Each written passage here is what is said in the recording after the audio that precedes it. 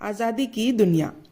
घर पर पढ़ाने आने वाले ट्यूटर त्रिवेदी जी पर बेत जमाने की दुस्साहसी घटना ने चंद्रशेखर की एक रास्ता भरी जिंदगी की नई पटकथा लिख दी थी। अपनी कारगुजारी को अंजाम देकर वे उस समय तो घर से 9-11 हो गए थे, पर कब तक, पिता की नजरों से वे कब तक छुपते। तिवारी जी ने घर आने पर पत्नी से पुत्र की महिमा सुनी, क्षोभ में भरे उल्टे पैर लौटकर सबसे पहले त्रिवेदी जी से पुत्र के अपराध की क्षमा याचना की, फिर पुत्र को खोजने निकले। कई घंटों की खोज के बाद चंद्रशेखर हाथ आया। उस समय तक क्रोध की धारा काफी हद तक किनारे आ लगी थी। रास्ते में उसे कुछ ना कहा, हाथ थाम घर ले आए। त्रिवेदी जी से कह आए थे कि चंद्रशेखर से वे माफी मंगवाएंगे। घर पर पुत्र को लेकर उन्होंने पुत्र से पूछताछ करनी आरंभ की और आखिर उसने ऐसा दुस्साहसपूर्ण पग क्यों उठाया, गुरु पर बेत जमाने का ख्याल क्यों आया। उस समय माता जी भी सामने थी, अतः चंद्रशेखर को पिता से पिटने का अधिक भय न था। वे वहां खड़ी भी थी इसलिए कि अगर पुत्र की पिटाई होने लगे तो वे ढाल बनकर सामने आ जाए। माँ और पुत्र की आशा के विपरीत उस दिन पंडित तिवारी कुछ कम कठोरता से पेश आ रहे थे। उनका इरादा था कि थोड़ी बहुत ताड़ना देकर पुत्र को ले जाकर तिवारी जी से माफी मंगवाना देंगे। पूछताछ करते हुए तिवारी जी ने पुत्र से पूछा, आखिर तुमने बेत उठाकर गुरुजी को मारने का विचार ही कैसे किया। जब मैं गलती करता हूं तो वे हमें मारते हैं, आज गुरुजी ने गलती की तो मैंने उन्हें मार दिया। उसकी ठीठता भरी बात सुनकर तिवारी जी भी सन्न रह गए। वे समझते थे कि उनके पूछने का उत्तर ना देकर वह कहेगा गलती हो गई, कान थामेगा, पश्चाताप करेगा, पर यहाँ तो उनकी सोच के विपरीत बात थी।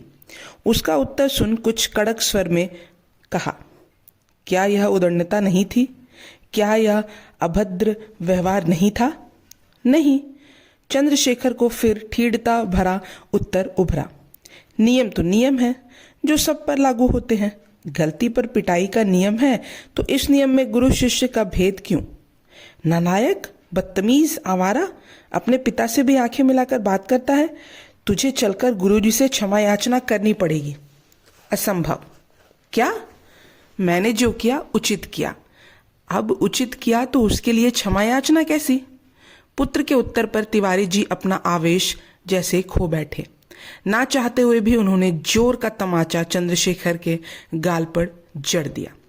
मां चीखी, पर तमाचा खाकर चंद्रशेखर अचल रहा।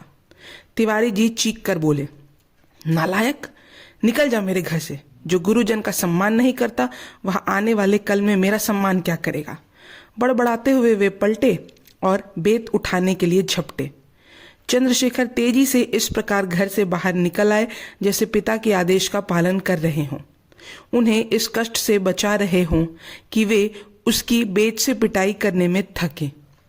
पुत्र घर से बाहर निकल गया तो तिवारी जी ने बेत फेंक लपक कर घर का द्वार बंद कर अंदर से कुंडी लगा दी। पलटकर पत्नी से बोले, यदि तुमने अपने बेटी की तरह मेरी आज्ञा की अवहेलना की, यदि तुमने उसे द्वार खोलकर अंदर बुलाया, खाना खिलाया, सुलाया, तो फिर तुम्हें भी मेरी सख्ती का शिकार होना पड़ेगा। बेचारी जगरानी देवी कभी अंदर से कुंडी चढ़े द्वार को देखती, कभी पति की ओर याचना भरी दृष्टि से देखती, जैसे कहना चाहती हो कि पुत्र को अंदर बुला लीजिए, वह भूखा होगा। पर ऐसा कह पाने का अधिकार भी पति ने ना दिया। वे ममता और पति धर्म में व्यथित होती रही। चंद्रशेखर भी घर से कुछ फासले पर स्थित नीम के पेड़ के चबूतरे पर पेड़ के तने से टेक लगाए घर के द्वार पर टकटकी लगाए देखते रहे कि शायद अब पिताजी का मन पिघले और उसे बुला ले, या माँ को इस बात की अनुमति दे दे कि वे आकर उन्हें ले जाए। इस आस में काफी समय गुजर गया। ना पिताजी ने बुलाया, ना माँ उन्हें लिवाने आई, तो चंद्रशेखर के मन में चोट लगी। मन ही मन सोचा, अब तो सोने का समय हो गया, वो कब तक वहां बैठे रहेंगे। आत्माभिमान जागा कि यदि वे पिता के लिए इतने व्यर्थ हैं कि उनका प्यार उसके लिए नहीं जागा, तो वे ही क्यों स्नेह बंधन में बंधकर वहां सारी रात इस प्रतीक्षा में बिताए कि कोई उन्हें बुलाने आएगा। उनके स्वाभिमान मन ने कहा, कल चंद्रशेखर अपना रास्ता खुद से तलाश कर। ईश्वर ने तुझे हाथ पैर दिए हैं, अच्छी कदकाठी और सुंदर काया दी है, ज्ञान भी इतना है कि अपनी रोटी का स्वयं प्रबंध कर सकता है। इस तरह दृढ़ विचार करके वे उठे। वहां से कुछ फासले पर उनके चचेरे भाई का मकान था। उनके पिता के सहारे वे वहां आए थे, जम गए थे। घर गृहस्थी जमा ली थी। सोचा चलकर रात चचेरे भाई के यहाँ गुजारी जाए, सुबह की सुबह देखी जाएगी। वैसे उनके चचेरे भाई के यहाँ आना जाना ना के बराबर था। त्योहार उत्सव पर एक दूसरे से मिलना होता था। वे वहां पहुंचे, द्वार की कुंडी बजाई। कुछ पल में ही चचेरे भाई ने आकर द्वार खोला। सब कुशल तो है? इस समय कैसे आना हुआ चंद्रशेखर? आओ, अंदर आओ। चचेरे भाई के व्यवहार में मिठास, व्यवहार में स्वागत भाव तथा स्वजन के रात अकस्मात आने के कारण को जानने की व्याकुलता थी। सब कुशल है, चंद्रशेखर ने कहा। चिंता की आवश्यकता नहीं। और फिर अंदर पहुंचकर उन्होंने घटना का वृत्तांत सुना दिया।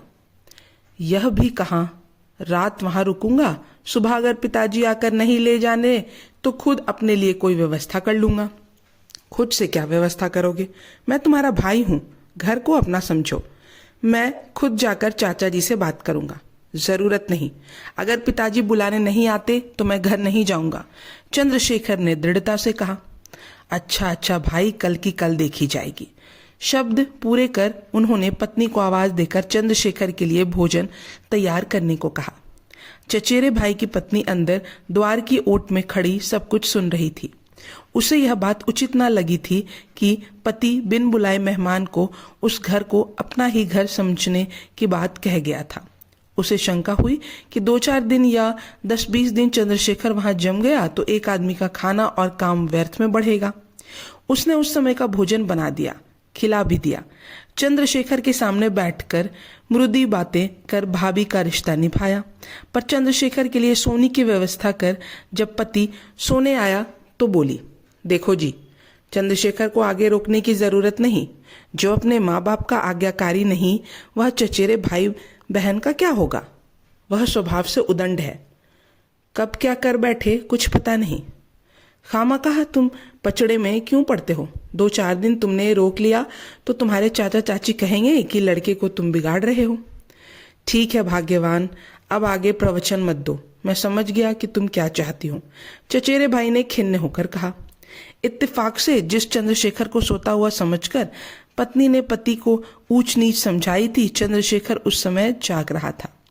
अपने बारे में साथ लगे कमरे से भाई भाभी के बीच होती वार्ता के अंश उसके कानों में पड़ गए थे। उसे वहां आने का अफसोस हुआ।